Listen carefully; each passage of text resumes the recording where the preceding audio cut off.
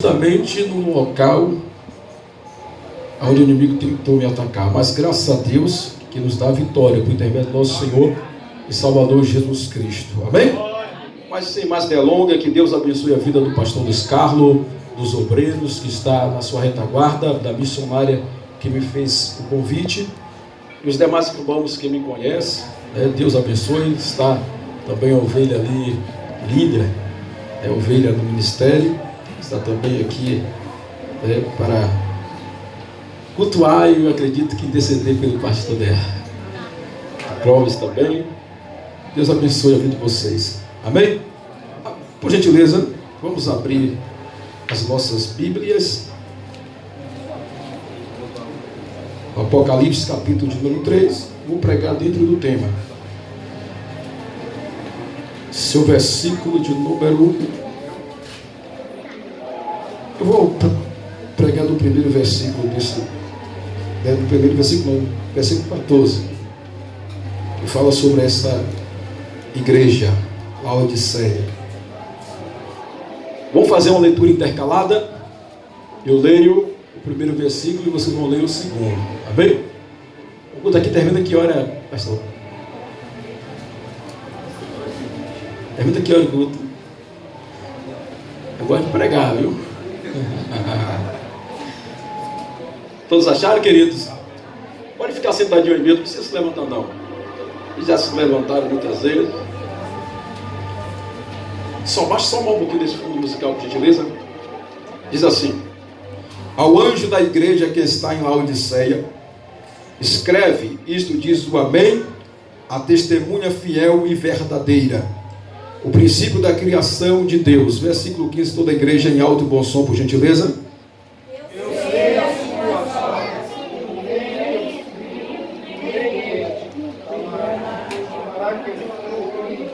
Está fraco demais, irmão.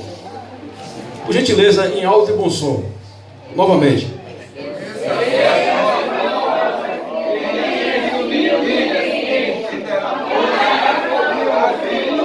Olha, Jesus, aí está melhor. Assim porque és morno e não és frio e nem quente, vomitar-te-ei da minha boca. Versículo 17.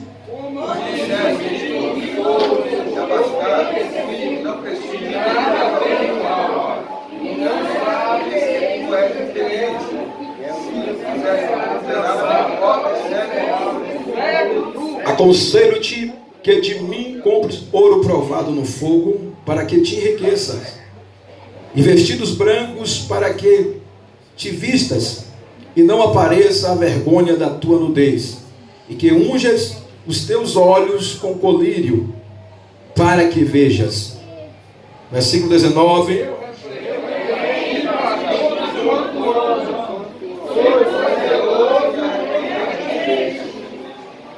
Eis que eu estou à porta e bato. Se alguém ouvir a minha voz e abrir a porta, entrarei em sua casa e com ele cearei e ele comigo. Eu vou ler o versículo 21 para a gente terminar logo.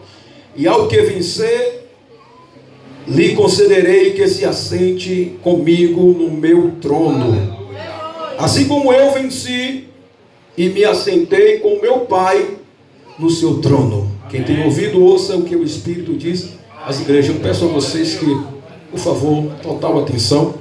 A primeira parte do culto foi de cima para baixo, foi de baixo para cima. Agora a segunda parte é de cima para baixo. A primeira parte você dá a Deus, agora a segunda parte é Deus que vai te dar. Amém? Então fica ligado para você não perder nada. Irmãos, essa igreja de Laodiceia, como nós estamos vendo, ela foi uma igreja que foi reprovada pelo Senhor Jesus Cristo. A cidade de Laodiceia, que antes não era chamada Laodiceia, mas Dióspoli, ou cidade de Zeus, no século III a.C., quando Epifânio, o conquistador, Epifânio II, ele conquistou as terras que ficavam em volta de Laodiceia, ou da cidade de Zeus.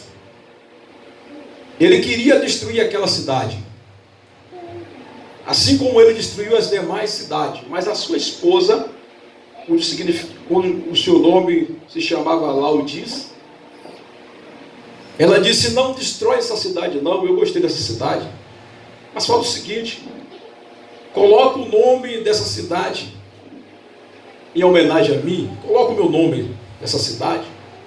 Então foi colocado o nome de Laodiceia.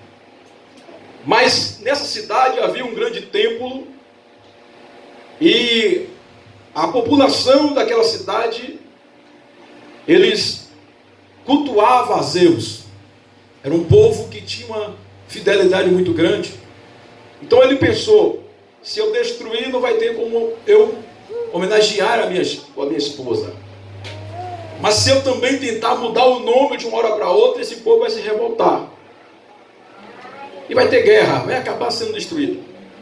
Então ele começou a investir de uma maneira muito tremenda naquela cidade. Trazendo mármores, fazendo as construções. Ele começou a fazer com que aquela cidade crescesse, trazendo indústrias. Investiu de uma maneira tão grande que a cidade começou a crescer.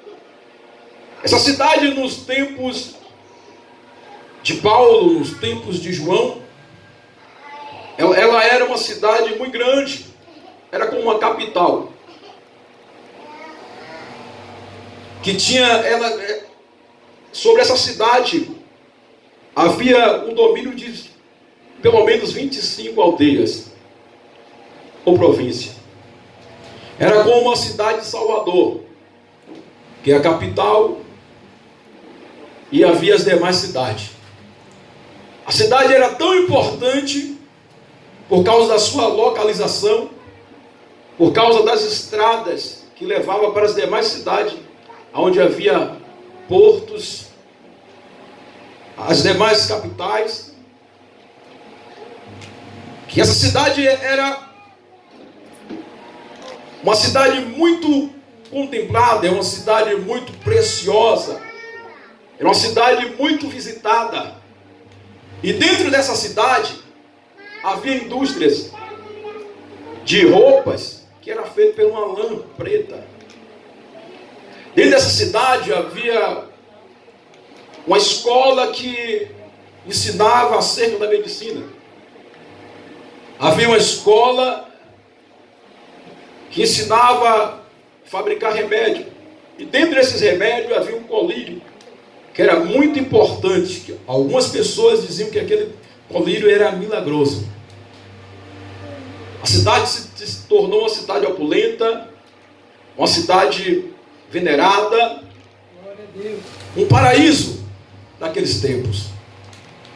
Mas perceba qual a estratégia desse Epifânio. É o tipo Epifânio. Ele viu que o povo não iria ceder. Então ele começa a investir, a cidade vai crescendo, o povo se torna ricos, o povo se torna um povo independente. E aí, em troca daqueles favores, ele disse: olha, deixa eu colocar o nome da cidade, o nome da minha esposa. E o povo cedeu. Agora não tinha mais Zeus. Agora, essa fé tão grande em Zeus, essa idolatria tão grande, caiu por terra. Em troca dos benefícios, em troca do dinheiro, o povo diz: agora pode colocar o nome da cidade Laodiceia, cujo significado quer dizer o povo que julga, ou o julgamento do povo. Foi tirado o nome de a cidade de Zeus e foi colocado o nome da cidade que o povo julga. De uma maneira que o povo até não percebeu. Houve uma certa corrupção, houve uma certa traição, houve uma certa venda. O povo se vendeu por causa do dinheiro, por causa do crescimento, por causa dos lucros, e consequentemente nos dias de Jesus, nos dias de Paulo, porque acredita-se que Paulo foi o fundador dessa igreja. Nos dias de João, a igreja de Cristo cometeu o mesmo erro. Esse texto aqui nós podemos usar sim para falar para pessoas que não são evangélicas. Mas esse texto aqui é destinado a uma igreja desviada. É destinado a um povo que se corrompeu. Um povo que se desviou. Um povo que no começo eles tinham um fervor tão grande por Deus. Tudo era Deus. O Senhor Jesus era o Senhor. Mas depois que entrou o dinheiro, entrou os lucros, a fama, entrou a facilidade, eles se corromperam. É por isso que quando Jesus, ele se revela nessa carta, nesta epístola, para João ele diz, ao anjo que está na igreja de Laodiceia, escreve isso, diz o Amém. O Amém quer dizer o que confirma, o que afirma, o que tem a última palavra.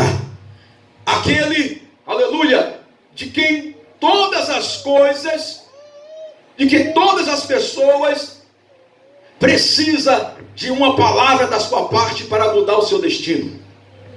Aí a segunda coisa que ele fala, ele diz assim, a testemunha fiel e verdadeira. Jesus estava batendo, aleluia, naquele povo dizendo, olha, eu passei tudo o que eu passei, mas eu não me vendi, eu não me troquei, eu não cedi, aleluia, aos caprichos de Satanás, eu não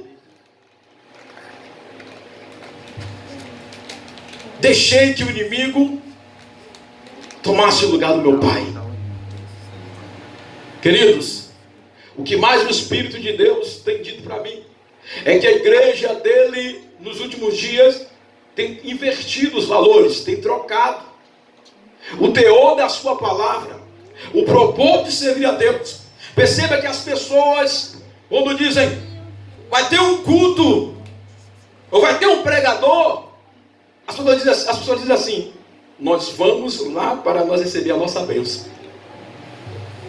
E o significado da palavra culto é totalmente diferente, porque a palavra culto quer dizer oferecer algo de valor, algo que tem um certo preço a uma divindade. As pessoas não vêm para gratificar a Deus, glorificar a Deus, porque eu vou glorificar a Deus por tudo que Ele tem feito em minha vida. Mas as pessoas, elas só pensam em vir buscar as mãos de Deus. E há uma diferença entre você buscar as mãos e há uma diferença entre você buscar a face. E é aí que muitas pessoas têm ficado para trás. Muitas pessoas desistem porque Deus está interessado, aleluia, na tua alma. É bem verdade que Deus, como Pai, se importa com o teu bem-estar emocional, financeiro, uma família. Família é projeto de Deus. Mas o que Deus mais se preocupa é com a tua alma, com minha alma. Aleluia, porque Jesus, quando Ele morreu naquela cruz, Ele morreu, o primeiro propósito de Jesus foi para nos levar novamente a Deus, para nos tirar da posição de criatura caída, para nos levar para a posição de filhos, que vai morar na glória, que vai morar no céu, aleluia, que vai ter uma vida eterna. As pessoas erram, falham, porque priorizam as bênçãos. E Deus, pela sua infinita misericórdia, Ele dá a bênção. Mas as bênçãos não vai te salvar, querido. O que vai te salvar é você estar tete a tete com Jesus, tete a tete com o Espírito Santo, intimidade com Ele. É você estar na presença dEle e dizendo, Deus, muito obrigado, porque hoje estou vivo, estou na Tua presença. Mas se o Senhor não me salvasse, eu poderia estar no inferno, sofrendo eternamente. Mas agora eu tenho uma oportunidade, aleluia, de viver com o Senhor para sempre. Se eu morrer agora, eu vou para a glória e vou viver eternamente. Mas pastor, o senhor quer dizer que a gente não tem que vir buscar, tem que vir buscar Deus. Você tem que vir buscar Deus reconhecendo quem é Ele. Em primeiro lugar, Deus não é o meu empregado, teu empregado. Aleluia, Ele é o teu Senhor, o teu Pai. Ele te ama, Ele te comprou a preço de sangue. Quando você busca a face dEle, as mãos dEle se voltam para você. Quando você reconhece Ele como Senhor, não precisa nem você insistir. Quando você adora Ele, as mãos dEle se voltam para mudar a tua história. É das mãos que sai o poder, é das mãos que sai, aleluia, o milagre, o livramento, a cura. Mas se você não buscar a face dEle, você permanece pobre espiritualmente. Amém, Jesus. Agora perceba que Jesus foi tão fiel e verdadeiro, a testemunha fiel. A sua mensagem não foi uma mensagem para enganar o povo. A sua mensagem não foi uma mensagem para deixar o povo iludido. Sabe qual foi a mensagem de Jesus? Arrependei-vos que é chegado o reino de Deus. Aleluia. A sua mensagem foi falando mais do inferno do que do céu. A preocupação de Jesus quando ele ensinava, quando ele pregava, era que o povo se convertesse para ter vida eterna. Ele fazia de tudo para que o povo ficasse sabendo que se eles morressem sem a salvação, eles iriam para o inferno. Ele caiu uma vez, caiu no inferno, meu irmão, não tem volta. Você pode cair no inferno se Deus te levar para um arrebatamento, para te mostrar, para tu dar testemunho, como tem acontecido em vários lugares, como já aconteceu quando eu estava novo na fé. Mas se você cair, você morrer, o ano aceitável do Senhor acabou para você. Jesus, olha, a Bíblia vai dizer que Jesus, desde a sua matriz, do seu nascimento, que Jesus, ele começa a sofrer. Teve que sair às pressas para ir para o Egito, mudar de endereço, atravessar deserto, Herodes querendo matar. Jesus, ele mesmo sendo 100% Deus, 100% homem, aleluia, ele não tinha pecado, mas ele teve que se manter nessa posição, sem pecado. E a Bíblia vai dizer que em tudo ele foi tentado, mas não pecou. Qual os jovens que não quer ter uma jovem? Qual homem que quando vê uma mulher bonita está solteiro? E tem uns também que não está solteiro, que só o sangue, que está casado, mas só o sangue de Jesus. Não aguenta ver passar aqui, que não quer ter uma pessoa. Jesus abdicou de tudo isso. Sabe por quê? Por minha causa e tua causa. A Bíblia vai dizer que com 12 anos ele está ali ensinando aos doutores da lei. Quando chega aos 30 anos, Jesus ele vai para as margens do Jordão, vai para a Judeia, sai da Galileia, vai para a Judeia, e ali ele é batizado. Mas a Bíblia diz que depois que foi batizado, que o Espírito, a virtude do Espírito desceu sobre ele, ele é impelido pelo Espírito para o deserto de Jericó. Irmãos, no mês de maio eu estive em Israel, pela infinita misericórdia do Senhor. Eu estive lá conhecendo o deserto onde Jesus foi tentado. O negócio é estreito, irmão. Está pensando que aquela sombra, nada disso, irmão. O negócio é estreito, terra seca. Ele passa 40 dias, 40 noites sendo tentado por Satanás. E por fim, quando Satanás percebe que ele está com fome, se apresenta para ele. Diz: tu és o filho de Deus. Você já conhece a história. Transforma essa pedra em pão e come. Jesus, nem só de pão viverá o homem, mas toda a palavra está na boca de Deus. Aí ele transporta Jesus para o pináculo do templo. E disse: joga daqui, está escrito ao teu respeito que ele deu ordem aos anjos. Jesus não disse: não tentará o Senhor teu Deus. Aí ele leva para o monte está lá, até hoje o monte está lá, irmãos. Monte da tentação. Era um monte altíssimo, e ali a Bíblia vai dizer que Satanás, ele mostra os reinos e toda a sua glória. E disse: se tu se prostrares e tu me adorar, eu te darei, porque isso aqui foi me dado. Isso aqui foi me dado quando Adão e Eva pecou. Ele me deu a terra, colocou no meu domínio, mas eu vou te dar. Jesus diz o que, irmãos?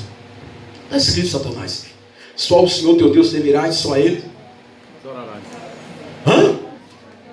Ele não pecou, ele naquilo que pregou, aleluia, e foi verdadeiro. O diabo tentou ele de todas as formas, até chegar o dia de ele ser crucificado. Aleluia. Até chegar o dia de ele ser oprimido.